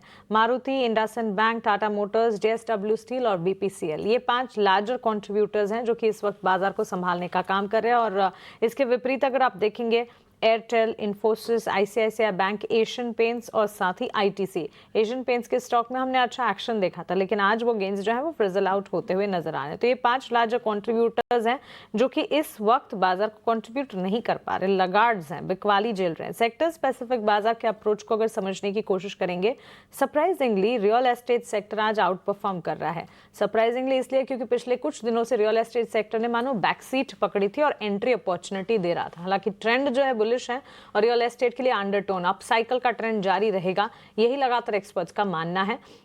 फिर हम देख रहे हैं यहाँ पर मजबूती, प्रेस्टीज, लोधा, शोभा, उबरा, realty, brigade, DLF, Godrej properties, ये सारे स्टॉक्स जो हैं अच्छा खासा एक्शन दिखा रहे हैं। नीरव, एक टेक आपसे, नॉट जस्ट रियल एस्टेट लेकिन रोड एंड इंफ्रा पर भी फोकस होना चाहिए, क्योंकि GST कलेक्शन के डेटा, रोड इंफ्रा जिस तरह से बढ़ता हुआ दिख रहा है, ये सारे काफी पॉजिटिव्स हैं रोड एंड इंफ्रा वाली कंपनी। और साथ ही रियल एस्टेट तो हम देख ही रहे हैं लगातार डेवलपमेंट्स के चलते फोकस में है। आपका टेक क्या होगा? जी बिल्कुल, जैसे आपने बताया कि रियल एस्टेट तो हम देख ही रहे हैं कि मंथ ऑन मंथ रजिस्ट्रेशन के नंबर्स भी बहुत ही बेहतरीन आ रहे हैं। बट अदरवाइज जो बाकी के इंफ्रास्ट्रक्चर रिलेटेड सेक्टर्स हैं, जैसे रोड्स हो गया, रेलवेज हो गए, ये थोड़े हमने देखा कि पिछले 6 महीनों में थोड़े अंडर परफॉर्म कर रहे थे। इसका यही कारण था कि जो FY25 में केपेक्स होना चाहिए था इन सभी सेक्टर्स को लेकर के, वो थोड़ा कमज़ोर रहा था बिकॉज लास्ट ईयर इलेक्शंस भी थे, फिर मार्केट्स भी थोड़े वीक हो गए एंड थोड़ा बहुत टैरिफ को लेकर के एक अनसर्टेनिटी थी एंड जियोपॉलिटिकल टेंशंस भी थे। बट अब ऐसा लग रहा है कि second half of this year capex का जो पहिया है वो अब बहुत ही अच्छे से फिर से शुरू हो जाएगा एंड प्रॉबेबली हमें कुछ एक अपसाइड देखने मिले ये सारे सेक्टर्स में, बिकॉज गवर्नमेंट का भी फोकस बहुत ही बहुत ही बेहतरीन है as far as infrastructure, overall infrastructure of India is concern. So हमें लग रहा है कि ये केपेक्स पुश अगर हम देखते हैं आने वाले 2-3 क्वार्टर्स में, तो डेफिनेटली यहाँ के आंकड़े भी सुधरेंगे एंड धीरे धीरे हमें एक ग्रेजुअल अपसाइड भी देखने मिल सकता है इस पर्टिकुलर स्पेस में। तो ओवरऑल इंफ्रास्ट्रक्चर जो एक अच्छे कंसोलिडेशन से पास हो चुका है पिछले 3 से 4 क्वार्टर्स में, हमने देखा है कि because of the higher base of the previous years काफ़ी सारे स्टॉक्स एक अच्छे कंसोलिडेशन में चले गए थे, the likes of siemens, ABB, for that matter L&T जो निफ्टी 50 का सबसे बड़ा कंपनी है। तो हमें लग रहा है कि धीरे धीरे इस पर्टिकुलर क्वार्टर में Q1 में भी हमें आशा है कि numbers will be better as compared to the previous quarter. तो क्वार्टर ऑन क्वार्टर बेसिस पे भी हमें थोड़ा एक अपटिक देखने मिल सकता है। तो मुझे लग रहा है कि यहाँ पे ट्रैक्शन धीरे धीरे हमें देखने मिलेगा। एब्सोल्युटली, नतीजों से उम्मीदें हैं, क्वार्टरली अपडेट्स, बिजनेस और सेल्स के फिगर जो पीछे रियल एस्टेट के आए हैं वो दमदार आए हैं। इसी के चलते यहाँ पर स्लो एंड इवेंचुअल ट्रैक्शन और movement towards upside real estate और रोड इंफ्रा वाले स्पेसेस पर जरूर देखने को मिलेगा। लेकिन ऑन दिस नोट हम एक छोटे से ब्रेक के लिए रुक रहे हैं। ब्रेक के उस पार जब लौटेंगे तो इरिडा के स्टॉक प्राइस में मूवमेंट तेजी की तरफ क्यों है ये आपको बताएंगे। 18 आवर्स स्वदेश एक्सक्लूसिव है, आप बने रहें। आपका स्वागत है, लेकिन अब चलते हैं, हमारी खबर पे मुहर लगी है, 18 आवर्स स्वदेश पे खबर पे मुहर लगी है और हमारे संवाददाता प्रकाश प्रियदर्शी ने काफ़ी पहले ही खबर दे दी थी कि आयरडा के कैपिटल गेन बॉन्ड जारी करने को मंजूरी मिल सकती है, जिस पर फैसला हो गया है। पूरी डिटेल्स के साथ प्रकाश प्रियदर्शी जुड़ रहे हैं। देखिए, 18 आवर्स स्वदेश की खबर पर एक बार फिर से मुहर लगी है। दरअसल सरकार ने इरेडा को इस बात की इजाज़त दे दी है कि वो इनकम टैक्स एक्ट 1961 के तहत कैपिटल गेन बॉन्ड्स जारी कर सकती है। काफ़ी सिग्निफिकेंट डेवलपमेंट है। दरअसल ये प्रस्ताव वित्त मंत्रालय की विचाराधीन था। Ministry of new and renewable energy के रिक्वेस्ट और अब वित्त मंत्रालय ने तमाम फैक्टर्स को ध्यान में रखते हुए इरेडा को इस बात की इजाज़त दे दी है कि वो कैपिटल गेन बॉन्ड्स जारी कर सके और इसके ज़रिए फंड रेज कर पाए। काफ़ी इंपॉर्टेंट डेवलपमेंट है इस बात को ध्यान में रखते हुए कि रिन्यूएबल एनर्जी सेक्टर में इन्वेस्टमेंट की ज़रूरत बढ़ रही है, क्योंकि सरकार ने 2030 तक 500 गीगावाट रिन्यूएबल एनर्जी का टारगेट रखा है। वैसे में इन्वेस्टमेंट की ज़रूरत बढ़ रही है और उसको देखते हुए वित्त मंत्रालय ने इस बात की इजाज़त दी है। दरअसल इस आदेश को नोटिफाई भी कर दिया गया है और इनकम टैक्स एक्ट 1961 के 54 EC के तहत इरेडा को इस बात की इजाज़त मिली है। पहले ही NBFC और REC जैसी जो कंपनियां हैं, जो NBFCs हैं, उनको इस बात की इजाज़त मिली हुई थी कि वो कैपिटल गेन बॉन्ड्स जारी करें। तो जाहिर तौर पे इन्वेस्टमेंट इन बॉन्ड्स के जरिए कैपिटल गेन टैक्स बचा सकते हैं और कंपनी को फ़ायदा ये होगा कि वो उसे आसानी से फंड रेज करने में सहूलियत मिलेगी।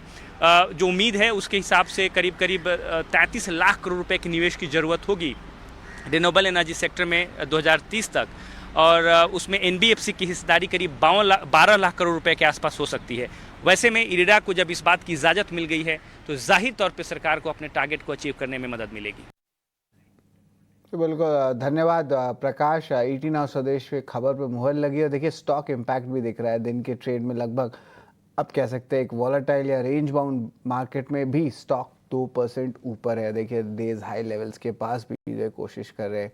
लक्ष्मीकांत जी, एक बार इरेडा पे भी चार्ट चेक ले ले, किस तरह लग रहा है चार्ट पे? बहुत दिन की कंसोलिडेशन के बाद जो एक अच्छी मूव आ रही है, तो ज़रा बताएं इरेडा का क्या इंपॉर्टेंट टेक्निकल लेवल्स लगता है?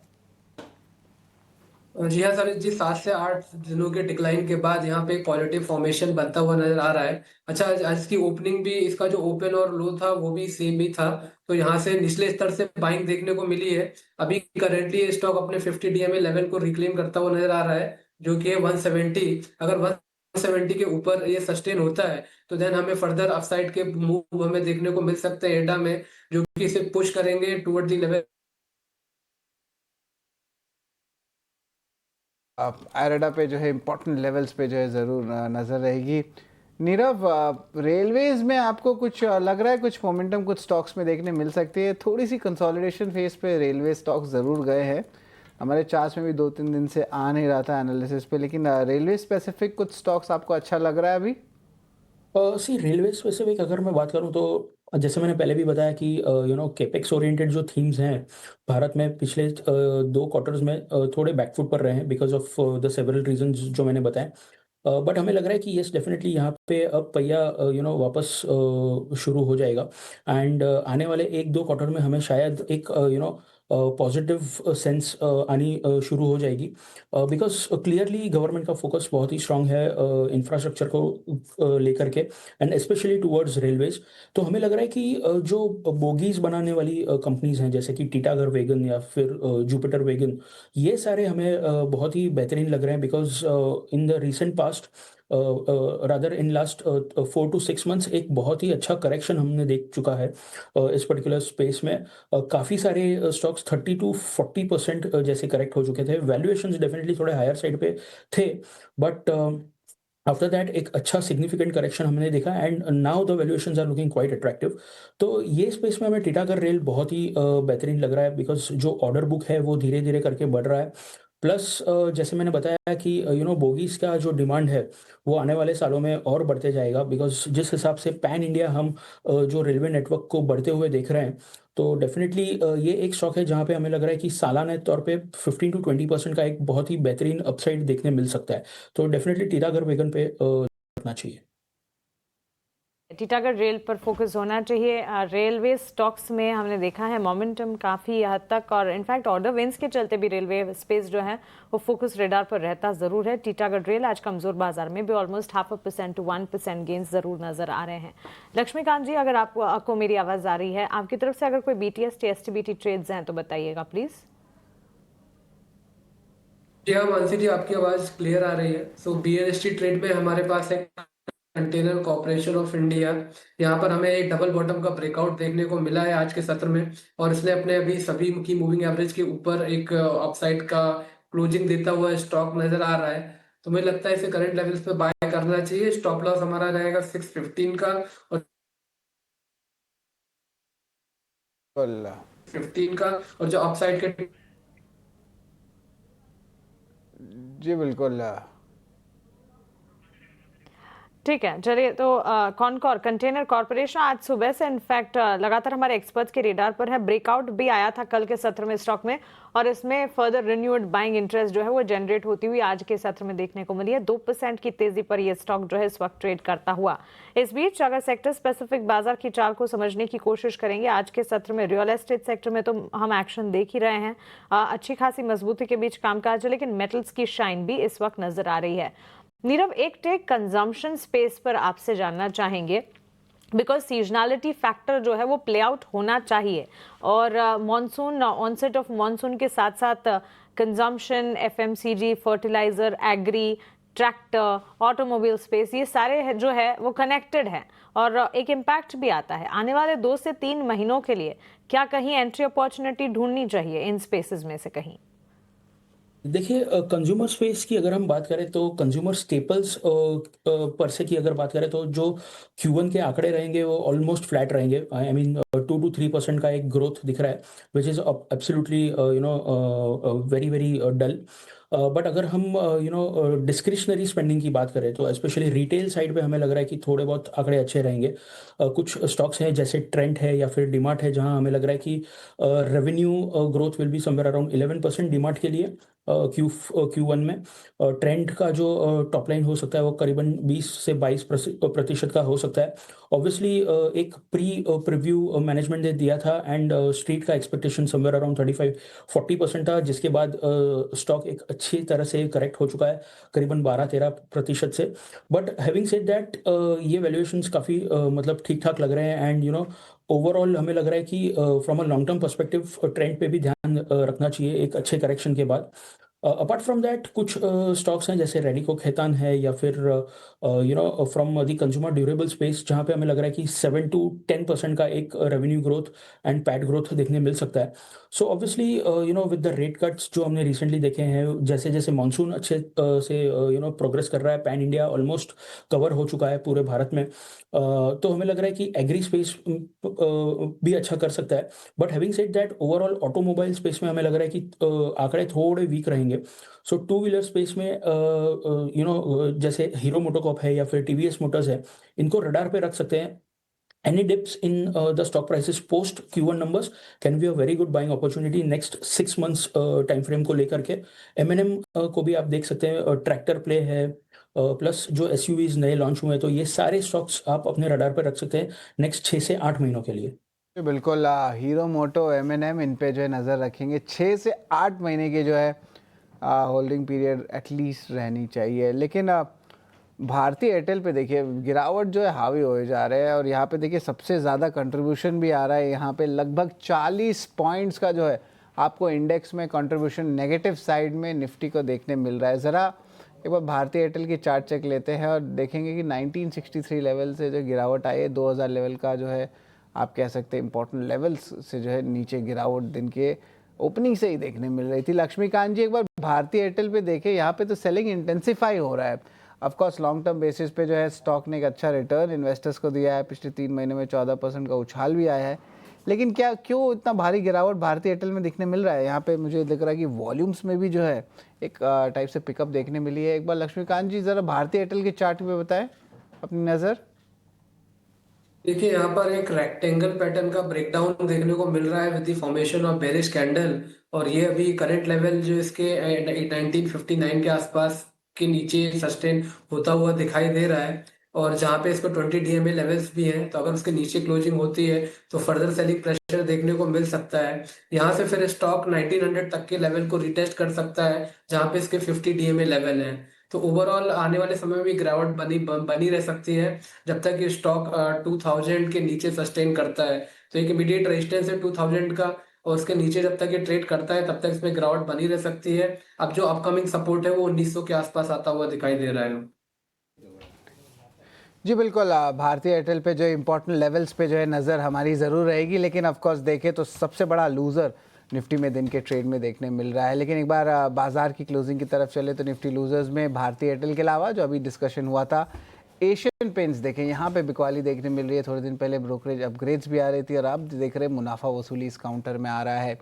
HDFC लाइफ, अपोलो हॉस्पिटल्स और श्रीराम फाइनेंस, ये भी स्टॉक्स है जहाँ पे निफ्टी जो है आज लूजर्स के साइड में। एंड ऑफ कोर्स आज देखा गया है कि मार्केट रेंज बाउंड थी लेकिन एक नेगेटिव बायस के साथ ट्रेड कर रहे थे। ये लग रहा है कि लगातार दूसरे दिन हो सकता है कि आपके बेंचमार्क इंडेक्सेस जो है लाल निशान में बंद हों। ओवरऑल बताएंगे तो of course stock specific moves जो है AMC स्टॉक्स में हमें अच्छी तेज़ी देखने मिली थी, जहां पे अच्छी buying momentum UTI AMC, HDFC AMC जैसे स्टॉक्स में हमें देखने मिल रहा था। रिलायंस हेवीवेट जो है अभी भी जो है लाल निशान में जो है एक्सपेक्टेड है कि क्लोज होगा दिन के ट्रेड में, लेकिन AMC स्टॉक्स के अलावा जो है हम देखें ब्रोकरेज अपग्रेड्स पे REC, PFC जैसे स्टॉक्स में तेज़ी आई और Prestige estate one of the top F&O gainers भी रहा है। PI इंडस्ट्रीज दूसरे साइड की बात करें वहाँ पे देखें तो सेलिंग जो है हावी हो रही है, लेकिन लार्जली नेट बात करें तो बाज़ार अभी भी एक रेंज बाउंड में है। और जो एडवांस डिक्लाइन रेशियो की बात करें तो बुल्स के फेवर में 1262 स्टॉक्स है, वही 1488, 1489 स्टॉक्स जो है आपके बेयर्स के प्रति है। इसके अलावा HDFC बैंक, ICICI बैंक जो आपके मेजर बैंक्स हैं आप निफ्टी बैंक इंडेक्स में, वो भी ड्रैग कर रहे थे दिन के ट्रेड में। और निफ्टी बैंक एक्सपेक्टेड है कि 250 पॉइंट से ज़्यादा का गिरावट होके जो है बंद हो सकता है। निफ्टी भी जो है कंफर्टेबली 25,350 लेवल्स के नीचे आ चुका है। जो इम्पोर्टेंट लेवल था 25,400 का, उसको ब्रीच किया गया है। और जो सेलिंग है लास्ट 1 घंटे में इंटेंसिफाई हुई है। एंड ऑफ कोर्स आज एक्सपायरी का दिन भी है निफ्टी का, तो इस पे यहाँ पे हम जो है चेंजेस और वॉलेटिलिटी देखने मिल रहे हैं, लेकिन कहानी एक ही है। कल भी हमने देखा था भारी गिरावट आई थी और आज भी देख रहे हैं कि मार्केट जो है गिरावट से ही जो है बंद हो रही है। तो 2 लगातार सेशन से जो है आपको गिरावट देखने मिल रहा है। लेकिन चलिए, ये मार्केट अभी भी जो है कह सकते हैं कि कंसोलिडेशन फेज में, बट अब एक नेगेटिव बायसनेस देखने मिला है। F&O डेटा क्या कहती है शॉर्ट बिल्डअप पे, उस पर हमारी नज़र रहेगी। धन्यवाद नीरव और लक्ष्मीकांत, आप हमारे साथ जुड़े इस शो में। तो बिल्कुल, तो आप हमारे साथ जुड़े रहे। क्लोजिंग कॉल के लिए बस साथ इतना ही, धन्यवाद।